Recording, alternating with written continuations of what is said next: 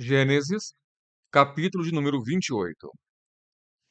Gênesis 28 marca um ponto de virada crucial na vida de Jacó.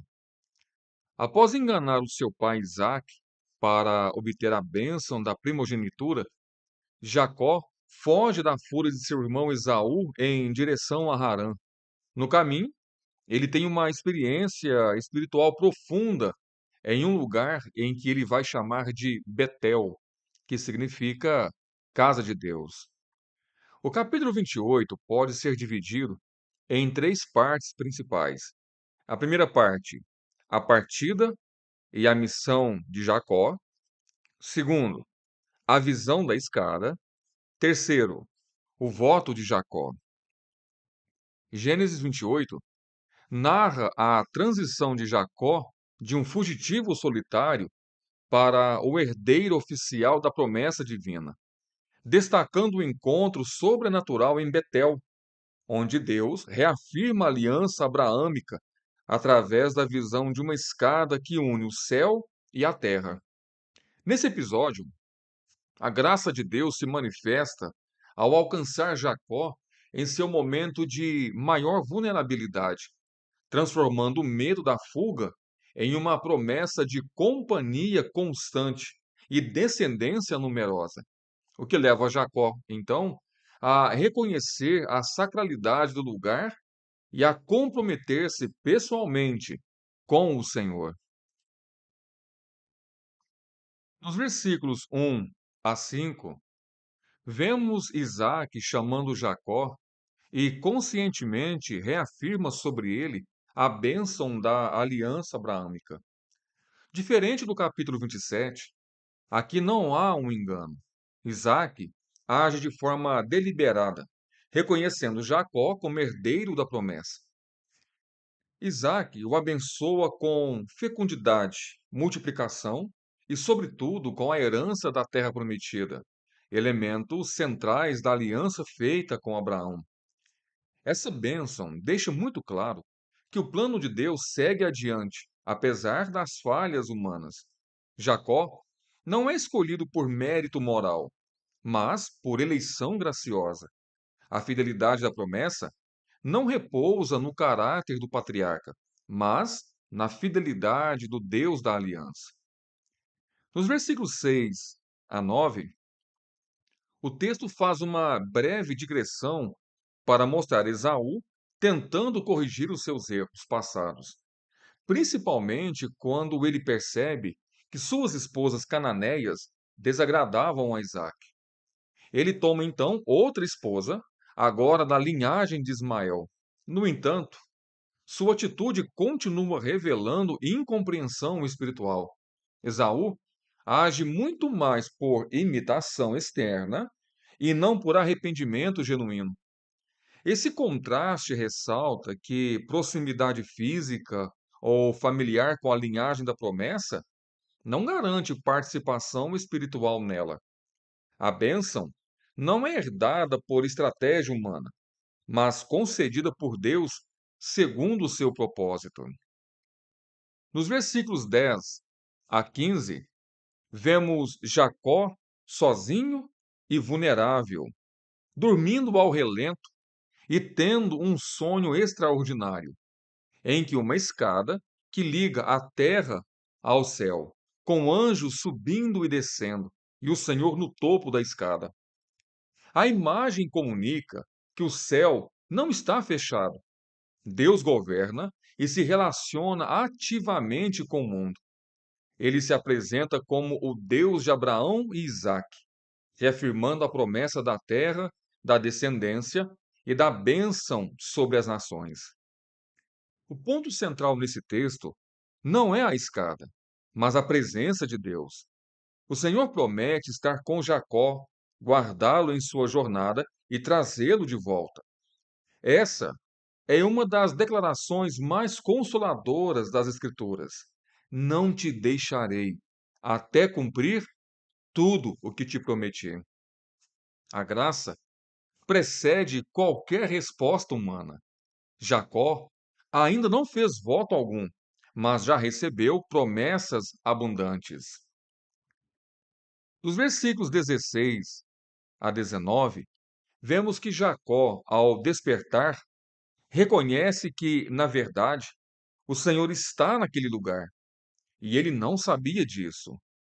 A fuga de Jacó traz sobre ele uma oportunidade de conhecer Deus muito mais além do que possivelmente as histórias que ele havia ouvido de seu pai. O lugar comum em que Jacó está se torna sagrado, porque Deus se revela ali. Jacó chama aquele local de Betel, que significa casa de Deus, reconhecendo que o verdadeiro santuário é estabelecido pela presença divina e não pelas estruturas humanas.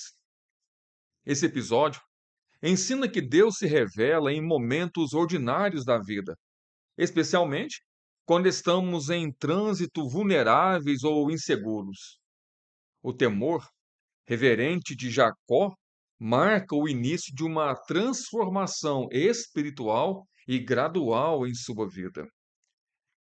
Dos versículos 20 a 22, Jacó faz um voto condicional, prometendo fidelidade, culto e entrega de dízimos caso Deus cumpra o que havia prometido. Ainda percebemos aqui uma fé em processo de amadurecimento. Ele negocia, condiciona, mede. Mesmo assim, Deus não rejeita Jacó. A aliança não depende da maturidade da fé humana, mas da constância da graça divina. Este voto marca o início de um relacionamento mais consciente com Deus. Jacó ainda não é um homem transformado, mas agora é um homem alcançado pela revelação do Senhor. A escada de Jacó aponta diretamente para Cristo. No Evangelho de João, capítulo 1, versículo 51, Jesus declara ser ele mesmo a ligação entre o céu e a terra. Em Cristo, Deus desce até o homem. Não precisamos mais subir por méritos próprios.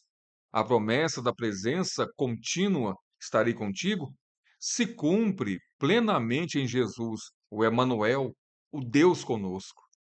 Assim, Gênesis 28 não é apenas sobre um sonho, mas sobre a mediação divina que culmina no Filho de Deus, por meio de quem temos acesso ao Pai.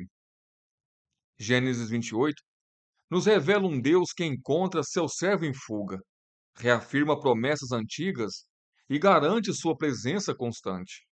Jacó parte como enganador e solitário, mas segue como alguém marcado por uma revelação transformadora.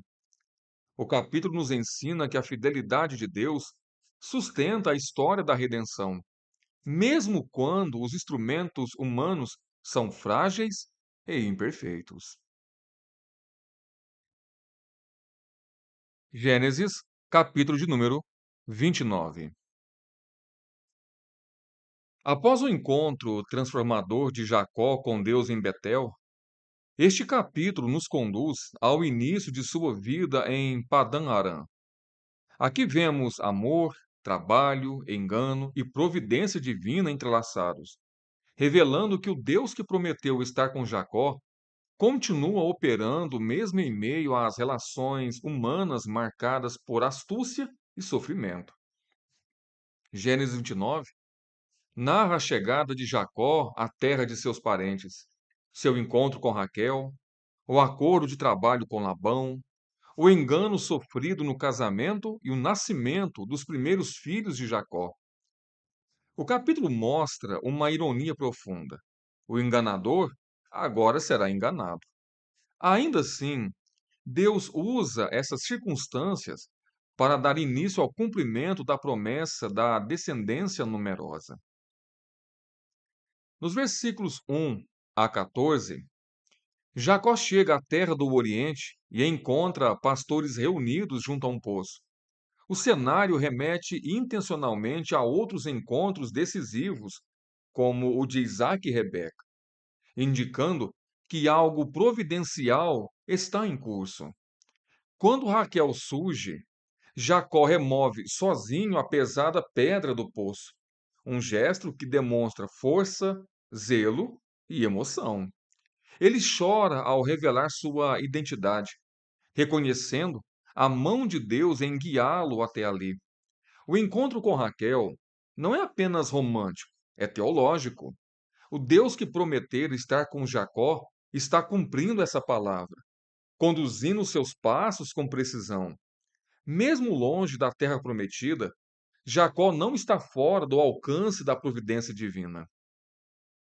Os versículos 15 a 20, Labão propõe que Jacó trabalhe por um salário, e Jacó se oferece para servir 7 anos em troca de Raquel. O texto destaca que, para Jacó, esses anos lhe pareceu como poucos dias, tanto que ele amava Raquel. Aqui vemos um amor perseverante, disposto ao sacrifício e ao tempo de espera. Esse período de serviço mostra que Deus forma o caráter de Jacó por meio da disciplina do trabalho e da paciência. O homem que antes tentou atalhos, agora aprende que as promessas de Deus não eliminam processos longos e, na maioria das vezes, difíceis também. Os versículos 21 a 30, vemos que na noite do casamento, Labão engana Jacó e lhe dá Leia em lugar de Raquel. A ironia é muito evidente. Jacó, que havia enganado o pai e o irmão, agora prova do mesmo veneno. Labão justifica o ato apelando à tradição local, revelando que a astúcia humana se reveste facilmente de argumentos culturais. Jacó, não tendo outra escolha, aceita trabalhar mais 7 anos por Raquel. O texto não minimiza a dor dele, mas mostra que Deus está usando até mesmo o pecado e a injustiça para avançar com o seu plano redentor. A promessa não é frustrada, ainda que os meios sejam marcados por sofrimento. Os versículos 31 a 35, vemos que o foco se desloca para Leia, descrita como desprezada, enquanto Raquel é amada. O Senhor vê a aflição de Leia e abre o seu ventre. Cada nome dado aos seus filhos expressa sua dor, sua esperança e sua busca por amor e aceitação. Em Judá, seu quarto filho, há uma mudança significativa. Leia não pede mais o amor do marido, mas louva ao Senhor. Esse trecho revela um Deus compassivo, que se aproxima dos rejeitados e usa justamente a mulher desprezada para trazer à luz a Judá. Judá é de onde virá a linhagem do Messias, do Salvador. O plano de Deus avança não pelos preferidos dos homens, mas pelos alcançados pela graça. Gênesis 29 aponta também para Cristo ao mostrar que Deus escolhe agir por meio dos desprezados. Judá, filho de Leia, torna-se o tronco messiânico que culmina em Jesus. Assim como Leia foi ignorada, Cristo seria desprezado pelos homens, mas escolhido por Deus para realizar a redenção. Além disso, o amor perseverante de Jacó, ainda imperfeito, antecipa de forma pálida o amor fiel de Cristo por sua noiva, a sua igreja. Um amor que suporta dor, espera e sacrifício para cumprir o propósito divino. Gênesis 29 nos ensina que Deus está presente mesmo quando nossas histórias se tornam confusas e dolorosas. Jacó experimenta as consequências de seus atos. Leia sofre rejeição. Raquel enfrenta a esterilidade. Mas em tudo isso, Deus permanece fiel à sua promessa. Nada escapa ao seu controle soberano.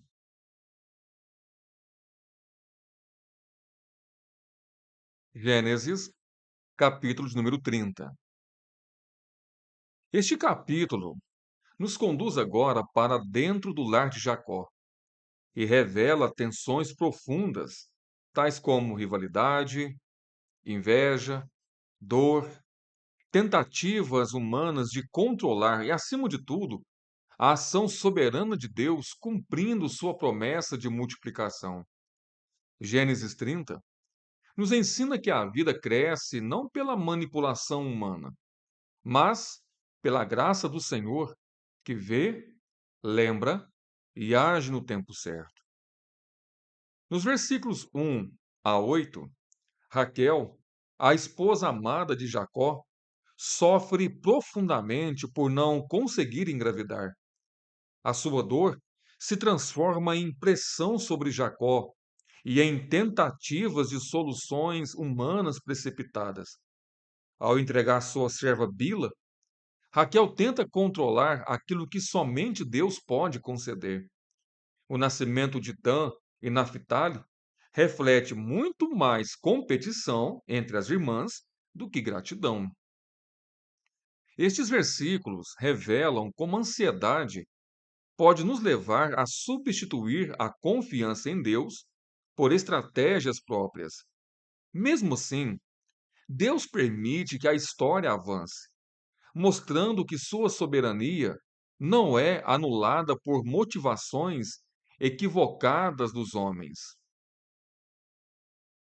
Nos versículos 9 a 13, vemos que, ao perceber que havia deixado de conceber, Leia também recorre à sua serva Zilpa. Os nascimentos de Gade e Aser mostram como o conflito se aprofunda e como a maternidade se torna agora um campo de disputa emocional. A alegria, expressa pelos nomes, revelam também uma busca constante por validação e felicidade. Aqui, podemos ver como o pecado tende a se repetir quando não é confrontado.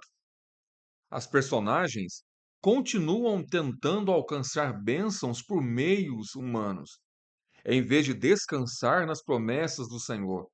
E diante desse cenário, percebemos um Jacó em silêncio diante do conflito familiar.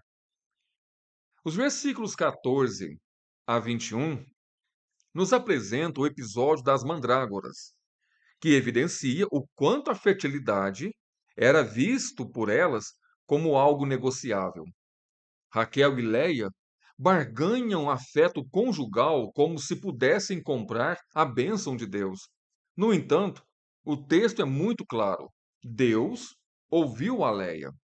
Os nascimentos de Issacar, Zebulon e Diná não são fruto da mandrágora, mas da intervenção divina.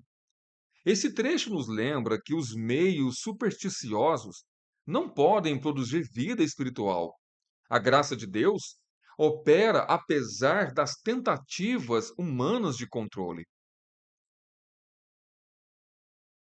Os versículos 22 a 24 nos mostra o ponto teológico central do capítulo, aonde o texto diz: Deus se lembrou de Raquel. O nascimento de José não é apresentado como resultado de esforços humanos, mas como ato direto da graça divina. José será uma peça-chave no plano redentor. Ele será um instrumento de preservação da família, da aliança no futuro.